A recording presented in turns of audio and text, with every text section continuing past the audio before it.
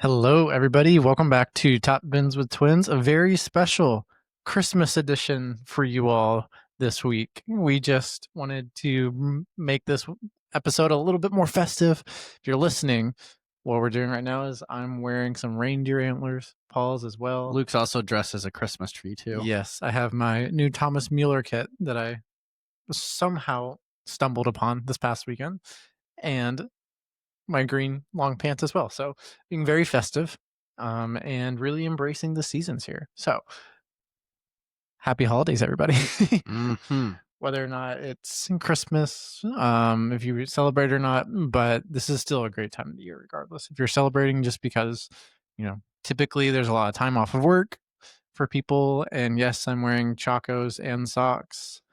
Don't judge me too hard for this. Yeah. Maybe this is how we first go viral, Luke. My true hope is that my wife doesn't watch this, and I know she won't.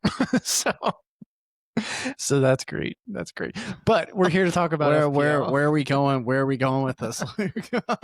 Is this no wait? So we're gonna pause for 2 hours. We're gonna do a therapy session for Luke. Therapy with twins instead of Top Bins with Twins. But nope, we're here to talk about FPL. So let's talk about FPL and the festive fixtures that we have coming up. So it looks like one reindeer over here is not too excited about their antlers. These fucking antlers are already killing me. You're allowed to take them off if you want. Here's what we'll do. Just wrap it around your leg or something. There you go. Nice. All right, there you go. Perfect. There you go. Good work, Paul. So we're here to talk about FPL. So as we normally do, what we're going to talk about this week. I wanted to do a segment on Aston Villa, and I'll kind of spearhead that one because I'm intrigued by the underlying numbers and a bit skeptical. I vetoed this segment, by the way.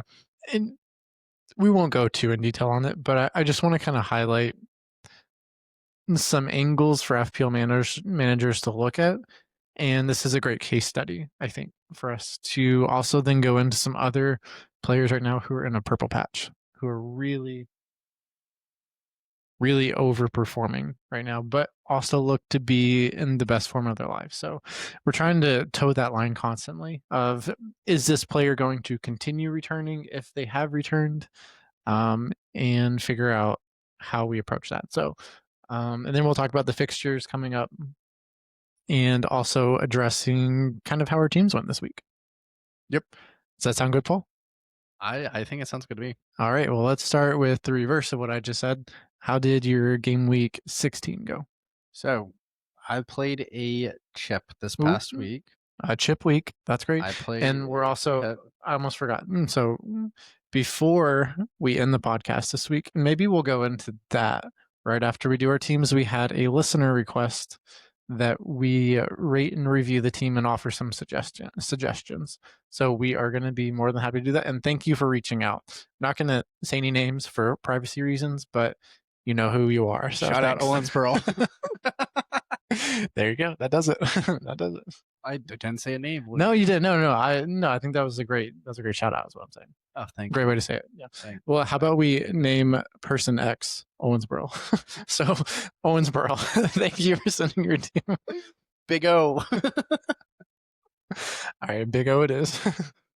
All right, I'm gonna start talking about my team before we digress even more. I played my free hit last week, and the crazy thing is, ended up on 90 points. Great free hit, and you could argue that I got captaincy wrong and that I didn't have a single person return for my back line. So basically, I had a team of Leno, Anderson, White, Lewis Skelly. The Ben White one is really tough. He gets hurt, subs off in the 24th minute. I think it was somewhere in like the 20th, 25th, 30, around 30. Yeah. Lewis Skelly subs on, only gets 1 point. They both get 1 point. That one sucks. In another world, you're playing Wolves at home. If Lewis Skelly starts, and I don't know, I have a lot of thoughts about the Arsenal performance from last weekend, but it was disgusting. That's all I have to say. I have worries about Arsenal right now, and it's purely injury related. I know they have a lot of key players that aren't on the pitch currently, but it feels very reminiscent to me of how it felt last year. At certain times, Arsenal will look really good and not end up getting that goal. And then it comes back to haunt them eventually. Because we know in the Premier League, every team has quality players who can have a moment, regardless how solid your defense is. And that's kind of what happened is Wolves put in a really good cross and their big man was right there to head it in. So yeah, I think it also is kind of reactionary. I think Arsenal have had a great last 2 months. There's just been a couple fixtures. There's Villa, yes, Wolves now. Like Arsenal, in my opinion, still are a top 3 team in Europe. Like maybe still the best team in Europe. yeah, But let's not talk too much about Arsenal. Um, I had Bruno Fernandes, Palmer, Foden, Saka, and Wilson in my midfield. My free hit. All 5 of great them midfield, returned. great midfield there. The worst one was Palmer, who scored a goal and got subbed out in 58 minutes. Yeah, So he technically probably should have been on 8 points. If he gets to the 60 minutes, he probably ends up on a bonus point at least. That would be my guess. probably. Yeah, I wouldn't be Who knows? surprised. And then I also had Holland up top. Um, yeah, that's good free hit for me. Another really good week. I am currently sitting at 37K in the world. Okay. So Yeah, that's not bad. That is not bad. yeah, I'm That's sitting at really, 10, 12 on overall points. you know what? I haven't done this on the podcast, but put her there.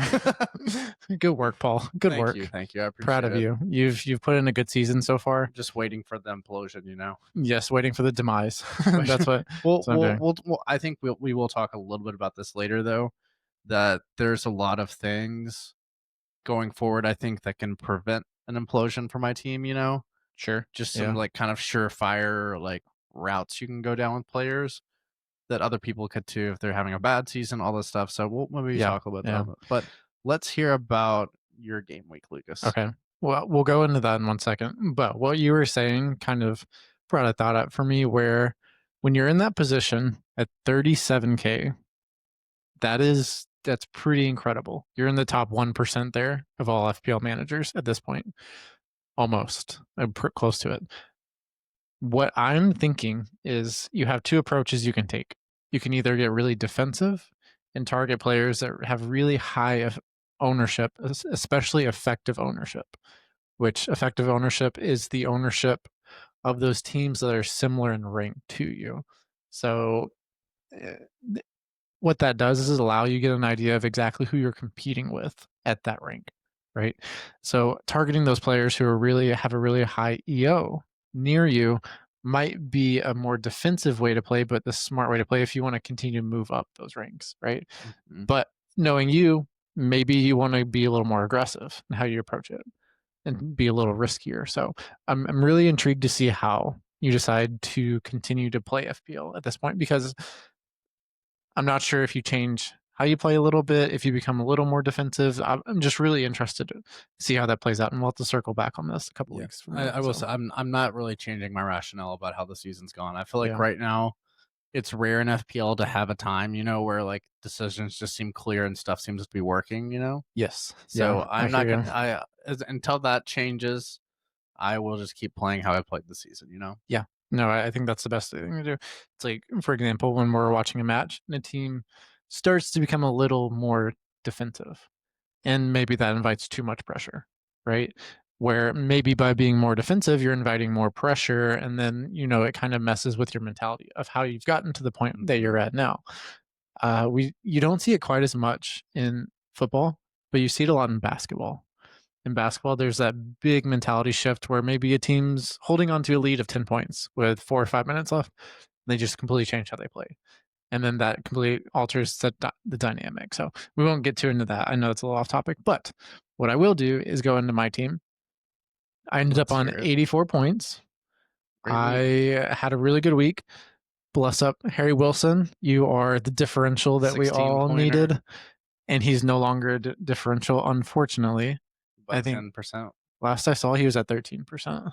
And he was, I think, around 5 or 6% whenever I picked him up last week. So he is definitely going to be in a lot of teams. They have Nottingham Forest and then West Ham, I believe. West Ham and Crystal Palace, which at this point may not be a bad fixture. Yeah, potentially. And then Liverpool at home, which also may not be a bad fixture. Crystal Palace, I don't feel too bad about. They did rotate today. I don't think they played a single starter from their Premier League starting team, so that is somewhat reassuring from Crystal Palace potential. And I might be going there this week for a defensive asset, but we'll get on with that later. Gahey is an interesting pick. Yes, maybe. Yes. So, I for my team this week though, I had 84 points. As I mentioned, Harry Wilson, and then I had O'Reilly's clean sheet, Van Dijk's clean sheet. I had Sepp Vandenberg, who was minutes away from a clean sheet and 3 bonus points, and then that just disappeared with the goal that Brentford conceded. Dominique Calvert-Lewin. I'm not going to say anything mean, but you all know what I want to say. He is literally like your sleep paralysis. He like you wake up in the middle of the night and he's just like scoring goals. You just don't know what's going on. Really, at this point, it's a question of which sleep demon's going to torture me because I've got a lot. I'm building up a repertoire. Phil Foden's just knocking on your door, and then Anthony Gordon's waiting in line as well. Just so much fun. Okay, yep. Well, okay. And then also the point of the podcast where Luke has officially fallen apart already. No, it's always the breaking point is always Phil Foden. When Phil Foden gets brought up, Luke just tries to jump out the back window. Yes, we've had to edit a couple portions of the podcast in the past. Just kidding, we haven't. But on my midfield, I also had Bruno Fernandes with his 13-pointer. He has been incredible. Dude, those Monday nights. He's carrying my team. Like he's taking me from like here to here every week. Yeah, it's incredible. He's still only at 30% ownership right now, which really surprises me. I thought he'd be much higher by now. But I think it was the missed penalties and then some chances that he probably should have finished. They didn't, that have kept him not being as highly owned. Yeah, like Foden or Bruno Fernandes, better midfield asset right now. Long-term Bruno right now, Foden. Yeah. Fair. And then I also had Saka with the captaincy, which was really great. The 2 kind of weird assists that I believe both should have been assists. I know you'll probably say both should have been assists. I'm a little biased there, but I think FPL ultimately made the right decision there. But I also then had Voltemade for his own goal in the Wearside Tyne Derby. I think I can't remember which one goes first, but Voltemade scoring the own goal, which was lovely. You get points for that, right? Negative points. And then I had Haaland and then Thiago. So all around a good game week. Happy in ending on 84 points. Put me at about 850K overall. So really think it's a good springboard for me to make a push into the top 500K over the next couple of weeks. And then from there, really looking to break into the top 100K, which is where I want to be. Mm-hmm. So aspiring to Paul's lofty heights at the moment. But that is my team for the time being. So I have already made one transfer this week. It is Doku out. And then we can all probably guess who's coming in. Because they're basically the same price. It is Cherokee. He's been awesome, dude. The goal he scored in the midweek. He's been really good. It's been really good. And a banger. Like crazy goal. Yeah, it's truly impressive. So it's so funny because like there was that video I think that went around social media. Probably I think it was last summer. It was before he was moving to City, so maybe it was at some point last season where he's just like receiving the ball at the top of the box in training. Like obviously there's a goalkeeper there, but he is just like taking one touch, flicking in the air and just like scoring like every time. The way he plays football is how I feel breathing when I'm not thinking about it. Yeah. It's one of those things that just he does without doing it, but he does it effortlessly with everything he does. In every podcast I've listened to this week, I've heard the line of, wow, he's just so fun to watch. Or if I could do a British accent, I would replicate it, but I can't not to save my life. We can't. I'm not even going to try. We can't do that, Luke. But I do. That's what everyone's been saying as well. Is not only is he an interesting option for FPL, he's also one of those players where he's just fun to have in your team because he's fun to watch play. And that's always a little extra incentive to bring them into your team. Mm-hmm. So, yeah, I'm hoping that Cherokee will assist me in making up some ground on the Foden owners because I think a lot of people are probably in a position where they have Foden, Haaland, and then most likely Nico O'Reilly as well. So Cherokee's someone who's a little difficult to get to for some teams, and I think he could be a nice differential. I agree with you. Yep. The only thing I would worry about with Turkey is that if Pep decides to set up a little differently and they put Reinders in instead, Yeah, or but if Doku's injured. Marmouche is off at AFCON now, and I don't think Pep really trusts Savino. I agree with you, And he should be good. He should Oscar be good. Bob just got injured as well. Yeah, So I think there's I feel really good. And I know that a benching here and there might be likely, but my expectation of the next 5 that he starts at least 4 of those 5. okay, That would be my expectation. And I'm more than happy to chase the upside there. okay. So we're gonna remain balanced and neutral if he doesn't start this weekend, right? Yeah, of course. Okay. Yeah. Not a problem. If he doesn't start, so be it. I've got a great bench that can come in. So happy with that. Fair. What we're going to do next is review a team of our listener called Owensboro. No, Big O. Big O. Oh, sorry, forgot that. Come on. So Big O requested that we review their team, and what we want to do is look at the team, make a couple recommendations on where they could improve. Currently, this anonymous user, Big O, has I'm not going to go. I guess I'll just read off the team really fast, just so everyone Yeah, has the just do it quick. context. We have Sanchez in goal, Davraka in goal as well, Timber, Vardiol, Hincape. I butchered that. Sorry, Van de Ven, Richards, and in the midfield we have Palmer, Semenyo, Javi, Rogers, and Anderson, and then strikers we have Holland, Mateta, and then a cheap enabler Sheriff that is 4.5.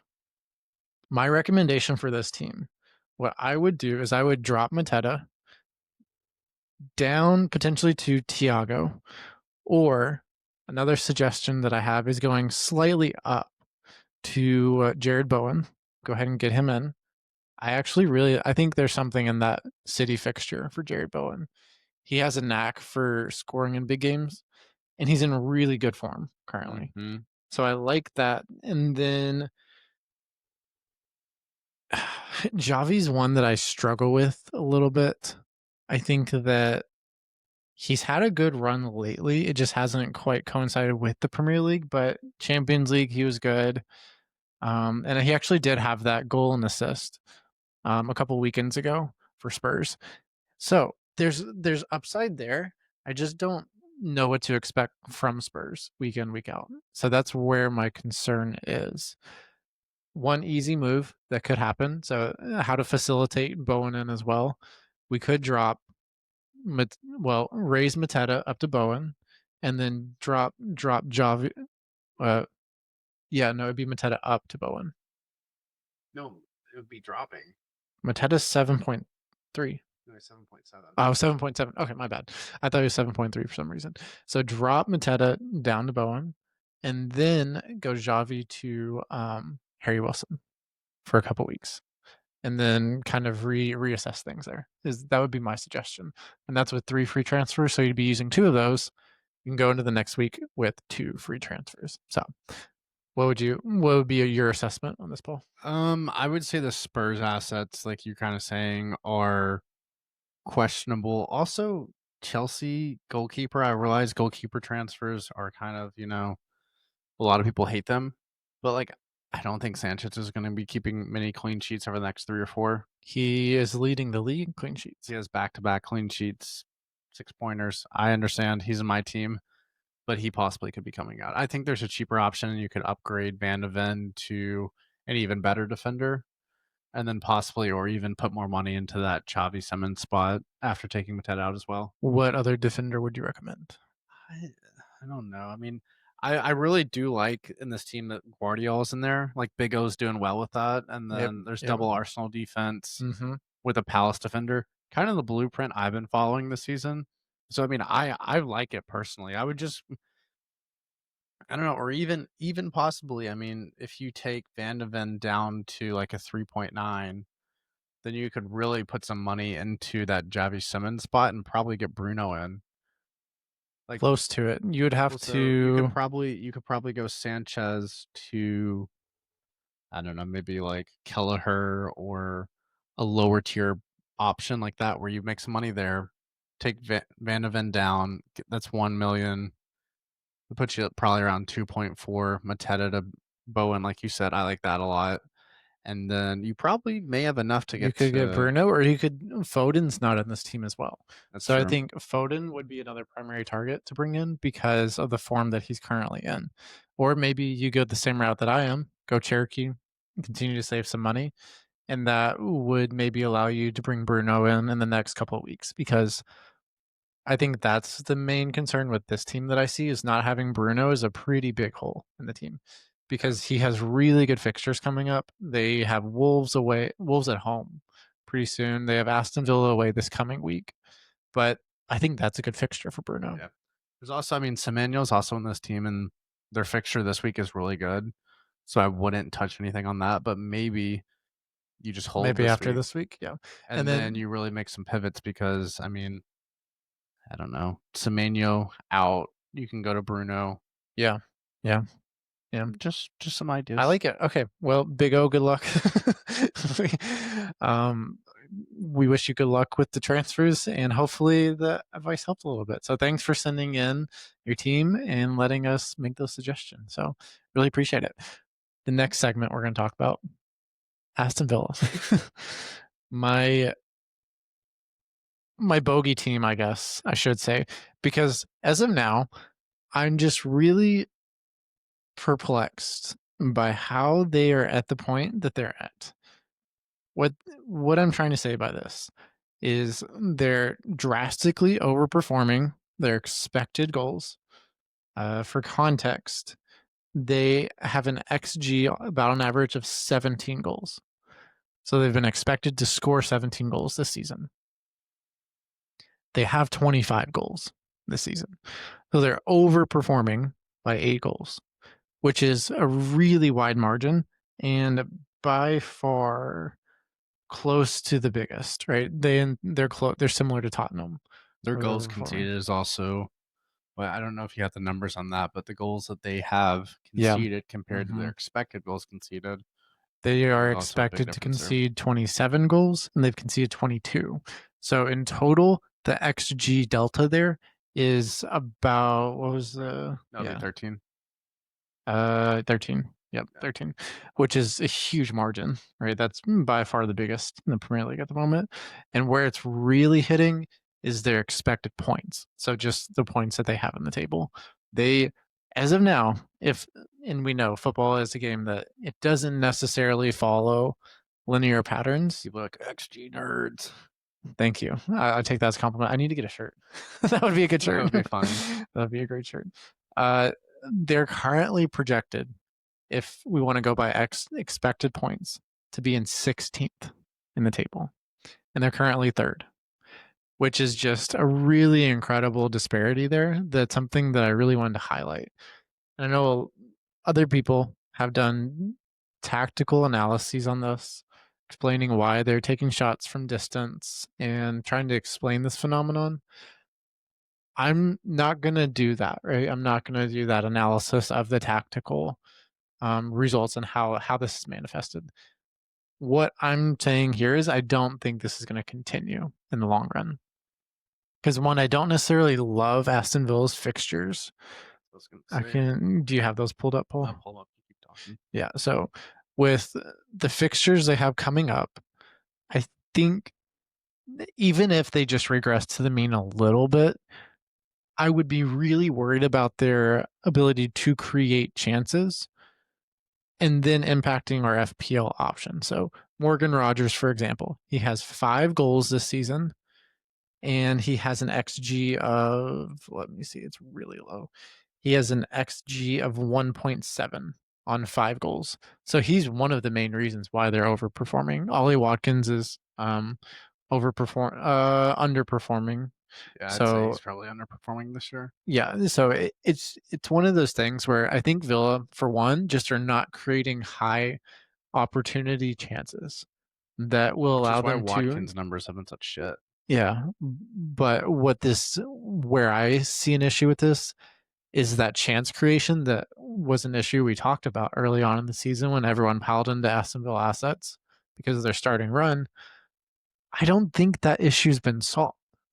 I think they've just done a much better chance of being insanely clinical on these out of the box chances, outside of the box chances and long shots that it's kind of covered up that they actually do have chance creation issues. So I'm of the mindset that if you're looking at Aston Villa options and you think you're going to go there in FPL, just really make sure that you believe in Aston Villa picks before you make that transfer, because I would just advise our listeners not to go there is where I sit on this. Yeah, I mean, I think it's kind of a situation where if you have, like, say, a Morgan Rogers or maybe I would probably say only Rogers at this point. Maybe Cash is somebody you'd probably want to hold just for his ability to turn in front of goal. But if we're looking at their fixture run, I mean, so in the next, let's see, maybe 6 to 7 weeks, they play United, Chelsea, Arsenal, Crystal Palace, Newcastle Mhm. away. And I mean, I will say, I mean, they're playing Chelsea away, Arsenal away, Palace away, Newcastle away, all before game week 23.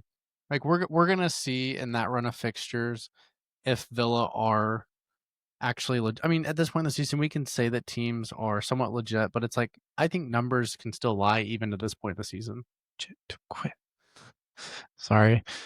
Yeah, Hot rod reference. I agree. I agree. At this point, we have enough of a sample size that we can feel pretty good making some assumptions about teams, about how Let's they're look going at to this play. thing. I just think my assumption on Villa is that they have been pretty fortunate in some of these games so far. And I mean, another thing to really highlight about Villa is the run they've had, right, in the Premier League. They've been playing exceptional so far. I mean, they haven't lost since I think November they've won 1st, November 1st against Liverpool. they've won 7 in a row, 8 in a row. Yeah, and they had a long stretch of wins in the Premier League before that too. But I mean, basically they beat Bournemouth 4-0, who Bournemouth just gives out goals for free at this point. Like, But this is really but interesting. wait, So for that game, sorry, I have a note on this.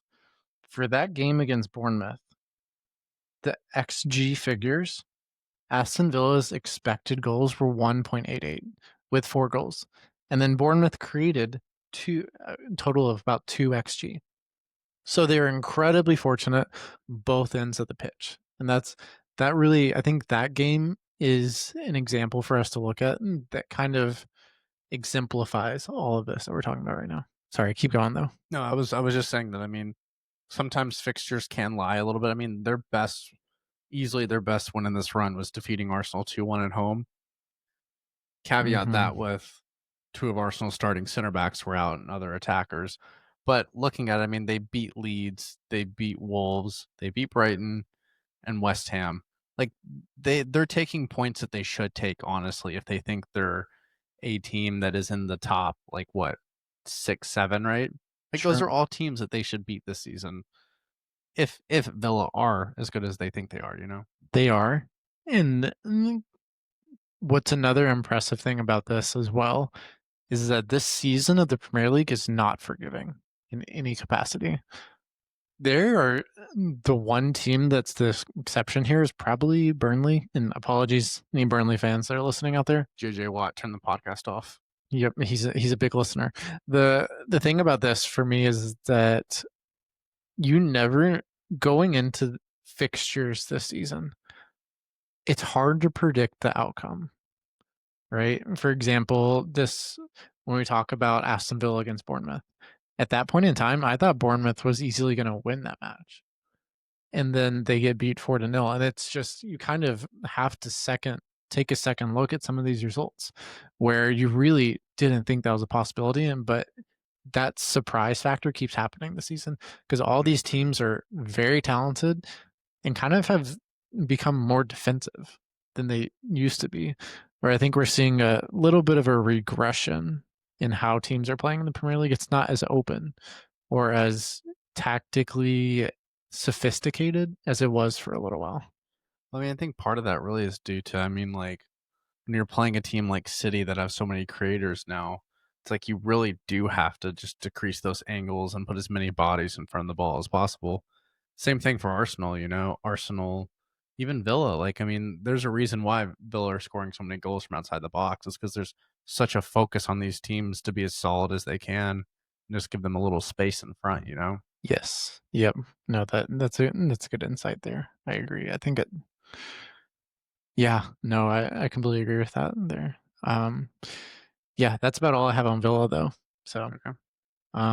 do you want to go into our next segment, Paul, that we were talking about? Yeah. So I think we wanted to talk a little bit about kind of maybe a little bit of a blueprint moving forward for FPL. I mean, we kind of have Mhm. some of the AFCON players, most of them are gone at this point. And like this honestly, I think really in every FPL season, the festive fixtures kind of make or break your season a little bit. They do, Like but we're gonna see a lot of games back to back. What'd you say? Or we were talking about earlier, there's 4 game weeks in the next 20 days, right? I think it's 4 game weeks in the next 20 days. Yeah. Yeah, so I mean that's a lot. It's difficult this time of the year because you have your team set up well. There's one injury, you make transfer to replace that person, then rotation hits, and like it's very difficult this time of the year. Here's the thing, those AFCON transfers were a godsend for my team. And I'm sure everyone else was feeling that too, because there were a lot of players that have been injured, some potential rotation risk for as we get into these kind of more densely packed fixtures, that it creates this angle where initially I don't think a lot of people were upset. Were happy about having the AFCON transfers implemented. But I think it's good. I'll happily No, take them. I hate like people like honestly in FPL just love to complain about all these different things in FPL. Like people complained about the assistant manager chip last year, about the AFCON. Just play the game. like you literally what you're talking about on your random podcast isn't gonna have any influence on what FPL actually does. Like it, I it just legitimately makes me mad. There's specific podcasts I'm thinking about where I'm like, do you just want to complain about FPL all the time? Like I don't get it. Paul has beef with other podcasts. No, I do. It's legitimately tiresome, and I'm not gonna digress into something where I'm saying other things, but like, it's so annoying that like there's this thing that you want to talk about and be passionate on all this stuff, and you listen to a podcast and like this fucking person's complaining again about this 20, which maybe we do And it on this podcast, but I don't think we do. we will not name drop at all. But I do hear what Paul's saying, that it does feel sometimes FPL community can be a little negative and a little Look at I'm overly insightful. Let's not name drop, but well, I'm just saying the Fantasy Premier League account itself on Twitter, pure rage bait. Pure that's solely what they're just trying to drive interactions. yeah, Which, hey, yeah. play your game, do your thing, but, like, seriously? Maybe we pivot our Twitter account. Yeah, Pure we rage could, baiting. I we like could, it. but I like it. we'll put a pause on that. I do think that this is a kind of a good time, though, to talk about maybe some FPL assets that are returning now, like, say, people like Foden, Bruno Fernandes, Palmer returned last weekend. Like, what do you think there's any premiums out there or just any assets where you're like, they've been really good this season, they're gonna fall off? Or players like, just kind of what do you think about the top returners this season? I think Palmer is someone that really intrigues me. Where I think he could easily come into the fold and become very popular is if Foden has a couple of games, couple weeks back to back where he doesn't return. If that happens, if say we're going into game week 20 and Foden's blanked 2 weeks in a row, everyone's going to hop on the Palmer train because Chelsea's fixtures get really good. They get really good How after good? about as good as it gets. I would say from game week 21 on, I'll just read them off really fast. Fulham, Brentford, Crystal Palace. This is when it really starts. West Ham, Wolves, Leeds, Burnley. No, who did Chelsea pay to get I this? don't know. Because like They always this have is this stretch. It well, always so happens. that run makes a title right there. Potentially, They if you they if you capitalize on it. if they run off what this is the same thing with Villa. Villa were like literally bottom of the table. You win what like almost like what 13 of 14 matches. Like I will push back on that though, because I think having that run in a row is really nice, but then you're setting yourself up for a really difficult end of the season because you still have City you need to play at that point. You still have Arsenal, and then there's Liverpool, Tottenham, Everton, Newcastle. There's tough fixtures in there that are simply you're condensing those points you can get, but you have to get those points back Well, to so back to back. let's. I know I agree with you. Like, but let's think about it. Would it be better for Chelsea if there are fixtures intermingled in there, or if they just go on a massive run? I think They push. intermingled. Well, Yeah. I think it's better this way because then you're putting actual pressure on teams at the top of the table. If you're in like third I or don't fourth, know. like that consistent pressure at the middle of the season, like whenever teams are injured, there's Champions League that's rolling back in, all these different factors that are going to be at play in January and But February. conversely, think about it as an Arsenal fan. If you knew that they had to go play Manchester City, and then, well, that's a bad example. Let's say that they have, okay, they play Man City, and then they have Leeds the next weekend, right, at home. That's a pretty good fixture. But then let's say Real Madrid is a semifinal on the back end of that. You would much rather that be Leeds than it be you're going and playing away at Newcastle, right? You know what I'm saying? Like you want it sandwiched between those difficult fixtures where it kind of gives you a little buffer, where I see maybe you what you're can saying. roll out, give Saka a little bit of a break, like sub him off in the 60th minute. I think stuff like that, like having a buffer, and I think those newly promoted teams being around that time that's beneficial for the teams. So, Yeah. um, I know what you're saying. I think both of us are right, yeah, honestly. it's really just down to your preference, Yeah. frankly. But Palmer is someone, as I mentioned, Palmer is someone that I think we should all keep an eye on. Getting to him is a little price wise, a little difficult, but still worthwhile. He's going to be at some point. Someone to keep an eye on too. I think Gusto is an interesting choice. He's been returning really nicely as of late. Rotation's going to be tough though with Reece James going back, right Yeah, back. I mean, Rich James has been back. He's been playing in a midfield role No, I know. I'm saying, but with with like Caicedo back. Caicedo back, Yeah, and then like the knock on effect of that, like yeah, yeah. I hear you. So there's Palmer's one that I would keep an eye on.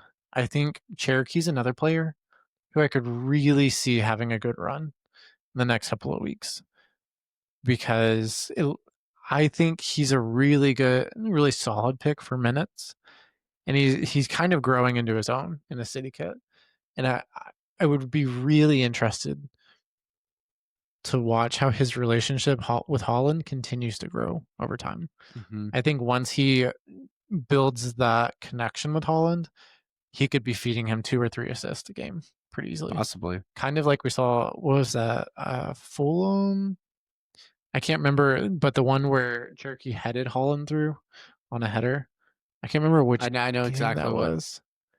it was at the It was at the Etihad. Etihad, yeah. So, No. Etihad. Come on, my bad, my bad. It's my accent. that's good. No, I know exactly. Was it? It was Liverpool, wasn't it? Maybe. Maybe. Whatever. We don't have to focus on this for too long. But Cherokee's someone I'd also keep an eye on.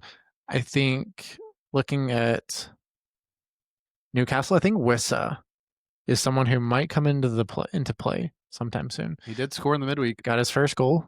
What does that mean for Voltamade, who's in my team? I don't know. So I'm a little worried about that. I think Voltamade will be fine. I think you are right though. Wissa is going to make a push to probably be in the FPL picture because I mean this is a dude last year, or the last 2 years at Brentford that just he's just one of those players that has like such a poacher's mentality and just scores weird goals and just always happens. Yeah, Like no, he just puts a lot of pressure on back lines. he does. He's very pacey, but he also has a knack of He's crafty. being in the right place at the right time. Yeah, he's He's a fun it's one of footballer. his main skills there. And the final one that I would mention, I think, is Jared Bowen.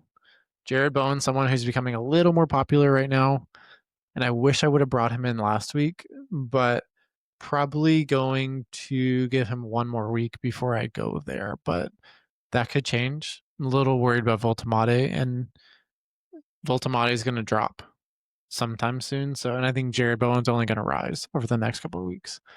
And I really like that Jared Bowen has played every minute of the Premier League season so far. Mm-hmm. That's what we want going into these festive fixtures, where it's a reliable pick, someone that we can really trust to continue to perform as well, because we know he can be very clinical. So yeah, I like Bowen's pick as well. Yeah, I think that's a good one. I think the person that I would choose probably that's not going to be consistently returning over the rest of the season is Bruno Guimaraes. They would not be returning. Yeah, I don't know. I think a lot of this is kind of just like a flash in the pan. Is this your Arsenal bias? No. No, I just to me, Okay. Okay. let's just look at this. I'm gonna pull him up on FootMob and we're gonna see here, wait. He's returned, I think, what is it's something crazy, like 5 or 6. I think it's since like game week 6 or 7. He's returned in every game. He has, but what I want to look at, so he has 5 goals, 2 assists in this Premier League season. I think there's maybe another assist in there that's like an FPL assist. If you look at him from last season at Newcastle, 5 goals, 8 assists. The season before, 7 goals, 10 assists. I just don't see that much more production. I don't know. I could be wrong. I I'm just not a big believer in Bruno Guimaraes as like an attacking midfielder. You know. Okay. I'm going to agree with you on this for a slightly different reason than what you're saying. I think the most important players for Newcastle are their fullbacks. So Tino Livramento and then Lewis Hall. Whenever they are playing and they're playing well, Newcastle are a different beast. You can see a night and day difference with them. And Livramento just went down with a knee injury. And Yeah, hopefully it's not. dude, he's struggled with injuries for his whole career. I actually Too. think I heard somewhere it was hamstring, is what I think. So, frankly, a hamstring, and hopefully in this situation, this is true.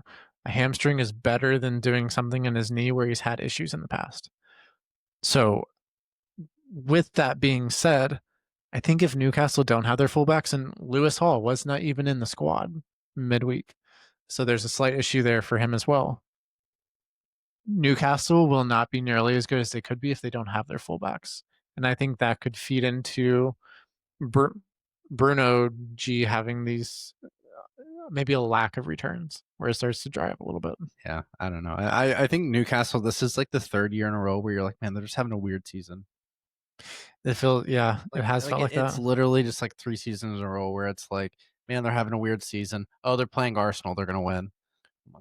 It to me, it feels like they need that signature signing. They had Isak, right, who turned into a signature signing, and I think Voltamade is going to be a great, great player for them for a while, as long as they hold on to him. But they don't have that star winger who can just steal the show. Like if they could bring in someone like Rodrigo from Real Madrid, or they need their Saka is what they need, and they don't have that. They almost have too many wingers. I think that's part of the problem, frankly. Well, so what's interesting too is like if you look at comparison of the NBA, right? If you were an NBA GM sitting here looking at the Newcastle team, hypothetically, right? You would say, and we're also talking about NBA. Now I know with a lot of things changing, it's a lot harder to make like big trades and stuff like that. You would say, I want, say, uh like a tier level A star. And then I think in world football, it's just a lot harder to find players like that and to bring them into your team, It is because Because it's like there's so many variables. You have to have a player that fits the play style. You've got to even just coordinate the transfer on top of that. But finding those players as they're ascending and going to that really elite level, it's so hard because you're competing against the Real Madrids, the Barcelonas, and then exactly. even in the England sphere of things, you have Arsenal, who's arguably the best team in England right now, and then you throw City on top of that, who have a ton of money to spend. It's just such a competitive market. You have to invest early. Newcastle's one of those places where I just don't know if they'll probably get there because they have the financial backing, but I don't know if they're a club where they can just say, let's go get Rodrigo and Yeah, and I convince mean, him to like come here. the thing, it's a lot different than when City first started and they had their large influx of money and a new like system, like a new management, all these new things that like the regulations were just different then, Yeah. Yeah. Agreed. and like Agreed. I think there were a lot of big clubs that were like, "Oh, we kind of have to be a lot pretty careful with the influx of money." So things changed, and Newcastle's seeing that, like, you know, unless you're able to really like change things quickly and increase your revenue so you can bring in more players, all those different things, that you really need to do to grow. It's a hard process. I mean, it's nothing is given in the Premier League. Like No, it has no, I it agree. has to be taken. Yeah, And to find those big stars to even like you're convincing somebody to honestly kind of take a chance to go to Newcastle, you know? you are. You are. I'm And trying. I think it would be I mean, I that I'm a certified hater of Newcastle, but like it would be so fun to play in front of those fans. It would Like, are be. you kidding me? Like, that'd Yeah. be great, and they have a really good team. They just have to upgrade. Like, they have to go to A-level stars at this point is my in my opinion. Yeah, I agree. I agree. There's, like you're saying, there's this tier of footballer that we all know is going to change games. And I think at this point in time, Newcastle don't have that many of them. And Bruno Guimaraes is someone who is a game changer. The way he plays, he brings a physicality and intelligence and creates chances in how he plays. But they don't have the wingers that are picking up the slack and dominating a game in the way that he dominates a game. So we got way off the topic here with We talking kinda about did, didn't we? his FPL returns. But I think it's still a good point to bring up though, because whenever we're watching these games, it's so much fun to just kind of say, how can this team suggest? How can we suggest this team improves? And then go through that thought process because that allows us to dive deeper into understanding these players, and then that does feed into our understanding for FPL as well. Mhm, It's all connected. I think on the podcast we always talk about FPL related topics and how we're seeing these things, but as FPL managers, we can also continue to improve how we're making our decisions for the game by understanding just how Premier League teams work. That goes a long way mhm, to increasing our ball knowledge, if you will. So yeah. No, I agree with you, and I think, like, even watching tactical analysis videos, learning how to actually analyze teams yourself, which honestly, I think we were very clear about this podcast that we are both like we started it because we were growing, learning all these new things about world football and the Premier League and all this stuff, and we just wanted to talk about it. I still probably am not where I should be with tactical analysis, you know? Like I'm not like when I'm watching a game, I'm usually just like experiencing the flow of the game, all this stuff. I'm not like sitting there thinking, "Oh, they're inverting their fullbacks or blah blah blah XYZ." And like sometimes I notice stuff like that, you know? But it's not I'm not specifically watching a game for that, you know? my thing is I kind of passively and actively go back and forth between the two.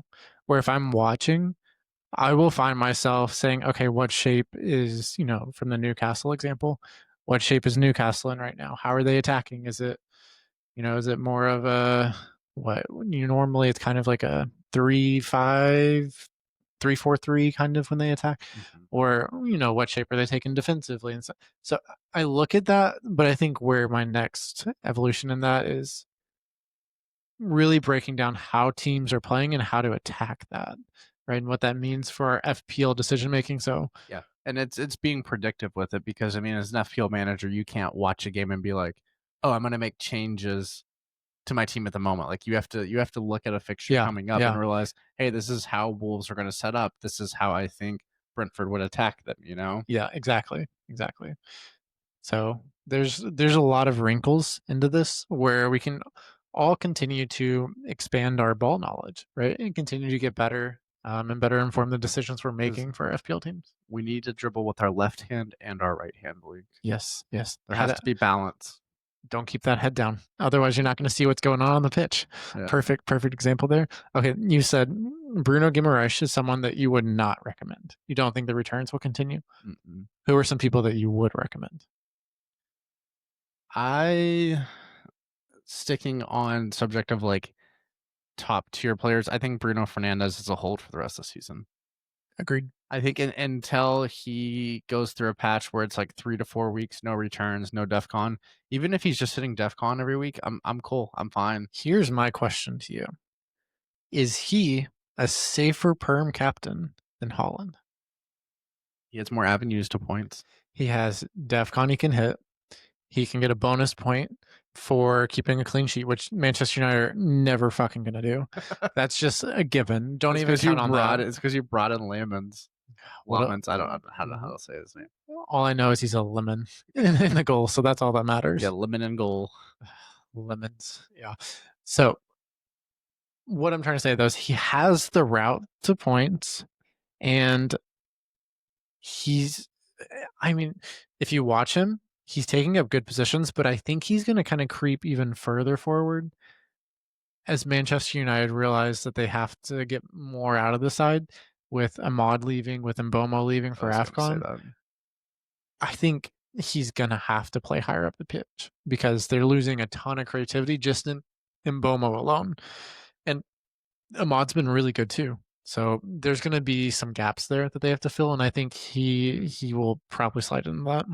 So, yeah, I love Bruno as a pick this season, and like I said, maybe perm captain, but I don't think we're quite there yet. Yeah, it's just so hard. Like thinking of a season where I'm not captaining Holland for the remaining weeks, I'm like, that doesn't make sense to me, you know? Yeah, yeah. But Bruno is probably week in and week out the second best option to Holland at this point in time. Defensively, what do you see going forward? Are there any teams you'd be willing to double up on for a defense? Because I have one, but I want to hear your thought first. I mean, I just think Arsenal defense are a great double up. Okay. Arsenal defense. At this point in time, let's act like Big O was asking. What two Arsenal defenders should I bring in this week? What two would you recommend to him? I would say Saliba and then Calafiori. Okay. I like that. Because those two are not going anywhere. They're part of the original back four. They're not going to be played out of their position. They are instrumental. And Calafiori honestly should have 3 more goals this season. That would be lovely. As a owner of him in FPL, I would like that. I'm not like probably he has the ability to probably be one of Arsenal's top goal scorers this season as a left back. Yeah. Hopefully, like he legitimately does. It's crazy. This weekend, Calafiori, we know you listen to the pod. Go ahead, put one in the back of the net, and we will send you a sign kit from us. Yeah, Toppins a Twins kit. There you go. That's something new in the merch line that I didn't know about. Yes, we're working on that. So go check out our merch store right here. Link in the bio right here. By the way, like and subscribe if you're watching on YouTube. Yeah, or Spotify. Leave a comment. Like, subscribe, leave a comment, do all three. Just go for it. Or don't. Just do whatever you want. No, please do. But yes, I agree. Calafiori is a great choice. I think Saliba is interesting. Gabriel could be back very soon, and I think he's dropped in price a couple times. So Gabriel, someone that's definitely on my radar that I could potentially be bringing in sometime in the near future once I feel more confident that he'll be playing. So, okay, before we wrap, because I think we're getting to the end of this pod, there's a team that I think that we could also double up on in defense. And that's Manchester City. Yeah, that's fair. That's good. I think going with the double up of City's 2 fullbacks, so Nico O'Reilly and then also Mateus Nunes, would be a very spicy double up. But the problem is you go in the midfield and forward line. All of us are blocked from going there. And I just blocked myself with my transfer before I had this thought. Otherwise, Nunez would be coming into my team this week. So kind of screwed myself over by going early. But I think doubling up on City defense, if you can get there, Big O, maybe we're talking to you. Try and get there if you can, because City's expected goals figures allowed, XG conceded, are really good. It's not quite as good as Arsenal, but it's top 2 or 3 in the league for chances conceded. So, no, I like that. I like that a lot. I think you could even argue Guardiola and either one of the fullbacks. Yeah, you could. I like the fullbacks because they save you a little bit of money compared to Guardiola.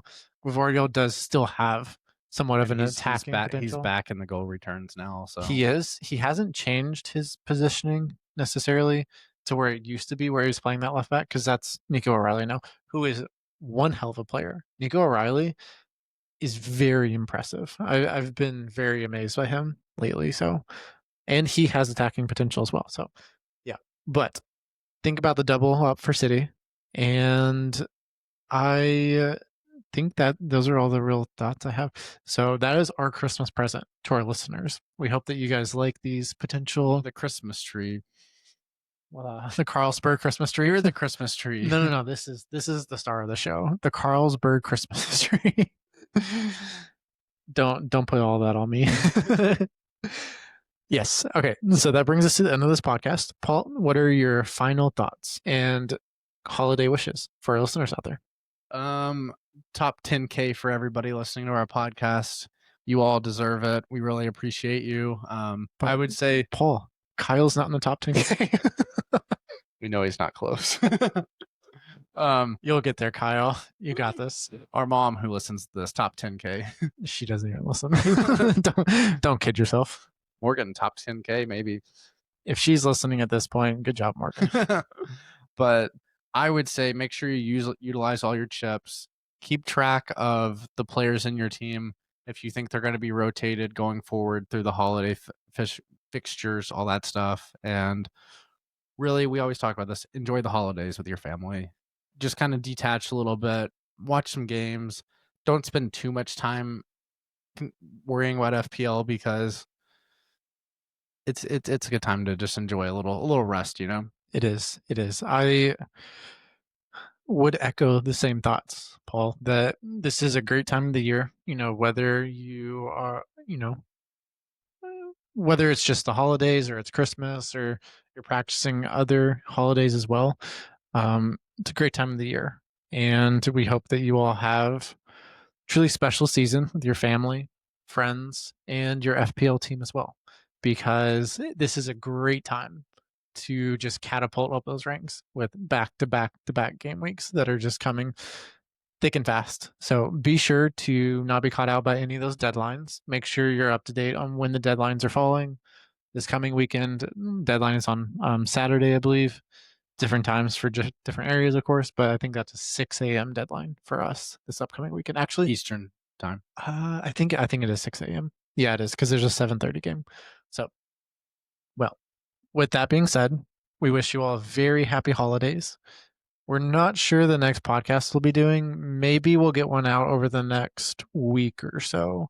We'll have to figure out the logistics on that because we'll be doing a little bit of traveling.